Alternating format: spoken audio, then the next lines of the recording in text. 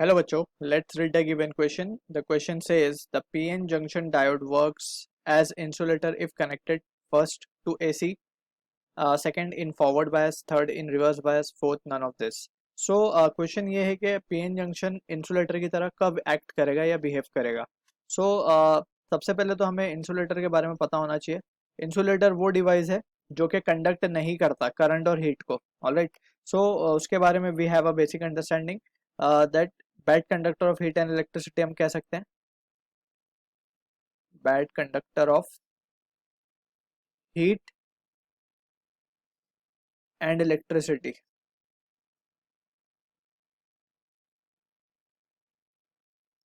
Alright. So इसे हम कहेंगे क्या, इंसुलेटर. ये बेसिक डेफिनेशन है. अब इसके बाद बात करते हैं कि एक्चुअली में होता क्या है. होता यह है कि जब हम पीएन जंक्शन की अगर हम बात करें, सो पीएन जंक्शन का जस्ट हमें थोड़ा सा याद करने के लिए आईवी कैरेक्टरिस्टिक याद कर लेते हैं. आईवी कैरेक्टरिस्टिक का ग्राफ जस्ट मैं यहाँ पे प्लॉट कर देता हूँ so that we can have a better idea. अब यहाँ पे हम आई ले लेते हैं, यहाँ पे हम वी ले लेते हैं. ऑलराइट. सो फॉरवर्ड बायस की कंडीशन में कुछ इस तरीके का ग्राफ हमें मिलता है. रिवर्स बायस की कंडीशन में कुछ इस तरीके का ग्राफ आता है. ऑलराइट. ये हमारा नी वोल्टेज कहलाता है या हम इसे कहते हैं एवलांच ब्रेकडाउन या फिर जेनर वोल्टेज, वीजेड लिख देते हैं हम यहाँ पे.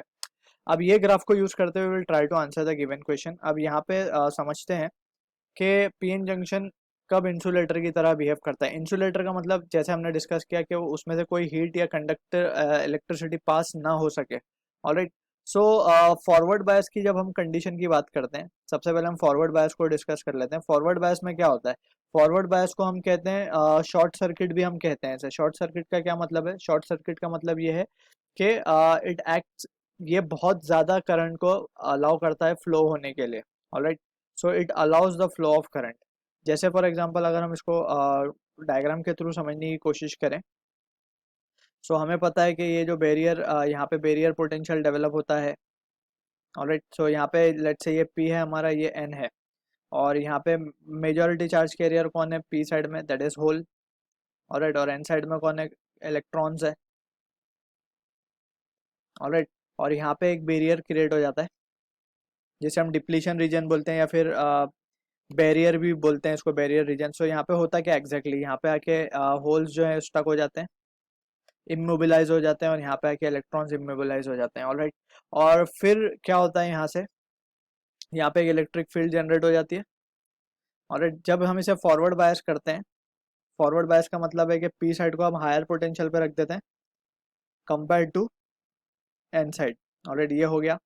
अब यहाँ से जब ये बायसिंग हो चुकी है अपनी, सो इसमें क्या होगा कि हमने एक हैवी इलेक्ट्रिक फील्ड क्रिएट लगा दी है इसके ऊपर, वो भी in the direction opposite to that के जो इलेक्ट्रिक फील्ड यहाँ पे पैदा हुई है डिप्लीशन रीजन में. ऑलराइट. सो यहाँ से क्या होगा कि ये जो हमने बाहर से इलेक्ट्रिक फील्ड लगाई है वो इस फील्ड को ओवरकम कर देगी और heavy current will start flowing through the circuit.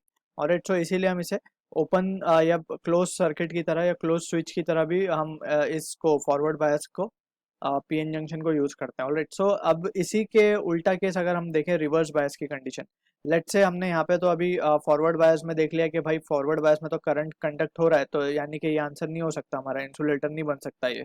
Alright.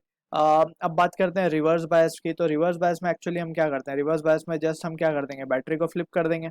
Alright. सो अगर हम यहाँ पे ध्यान से बनाने की कोशिश करें, इसको फिर से रीड्रॉ कर लें, so we can say let's suppose we have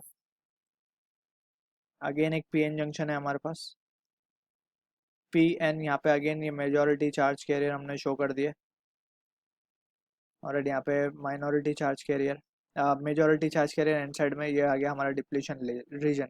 और अब यहाँ पे होता है क्या, यहाँ पे हम बैटरी को अपोजिट साइन के साथ, यानी कि पी को लोअर पोटेंशियल और एन को हायर पोटेंशियल पे लगा देते हैं. और इसको कुछ इस तरीके का कनेक्शंस बनता है. अब यहाँ पे होता क्या है, ये सारे के पी पी जो है सब लेफ्ट वर्ड की तरफ अट्रैक्टेड रहते हैं, और जो एन के मेजॉरिटी चार्ज के दैट इज इलेक्ट्रॉन, वो सारे इस तरफ अट्रैक्टेड रहते हैं. सो इससे डिप्लीशन रीजन बढ़ जाता है काफी. अब डिप्लीशन रीजन बढ़ जाता है तो क्या होता है, इससे डिप्लीशन रीजन बढ़ने से ये होता है कि कोई भी जो इलेक्ट्रॉन्स है वो इस तरफ नहीं जम कर पाते, ना ही पी से होल एन तरफ जम कर पाते हैं. ऑलराइट. सो इससे बेसिकली क्या होता है कि नो कंडक्शन टेक प्लेस. तो यहाँ पे हम कहते हैं ऑलमोस्ट जो करंट फ्लो होता है वो माइक्रो एम्पियर के रेंज में फ्लो होता है, दैट इज माइक्रो एम्पियर आप समझ सकते हैं 10⁻⁻⁶ एम्पियर, मतलब ऑलमोस्ट नेग्लिजिबल करंट फ्लो होता है। ये भी करंट इस वजह से फ्लो होता है क्योंकि यहाँ पे कुछ माइनॉरिटी चार्ज कैरियर होते हैं। पी में कौन होते हैं, इलेक्ट्रॉन्स होते हैं, जैसे हम रेड कलर से यहाँ शो कर रहे हैं, सम इलेक्ट्रॉन्स आर देयर, और एन में कौन होते हैं, सम होल्स आर देयर। सो अब क्या होगा ना, अब ये होल्स इस तरफ जंप कर जाते हैं और ये इलेक्ट्रॉन इस तरफ आ जाते हैं। ऑलराइट, सो इससे क्या हो रहा है कि थोड़ा सा करंट सर्किट में फ्लो कर जाता है, लेकिन इट इज ऑलमोस्ट नेग्लिजिबल। तो यहाँ पे हम कह सकते हैं कि रिवर्स बायस की कंडीशन में जो है करंट फ्लो नहीं होता। ऑलराइट, रिवर्स बायस की कंडीशन में हमने यहाँ पे हम अगर ग्राफ भी देखें तो बहुत छोटा सा करंट, ये इतना सा करंट ही फ्लो हुआ है।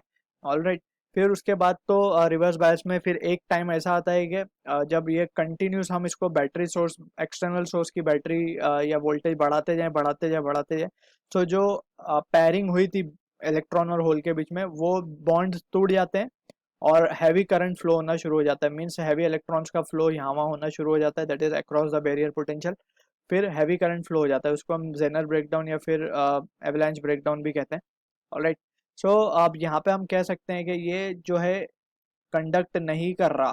Alright, it is almost negligible current flow हो रहा है, वो भी due to minority charge carrier. So ये हम कह सकते हैं कि it will behave as if it is a insulator. Alright, so ये आंसर हमारा हो सकता है करेक्ट।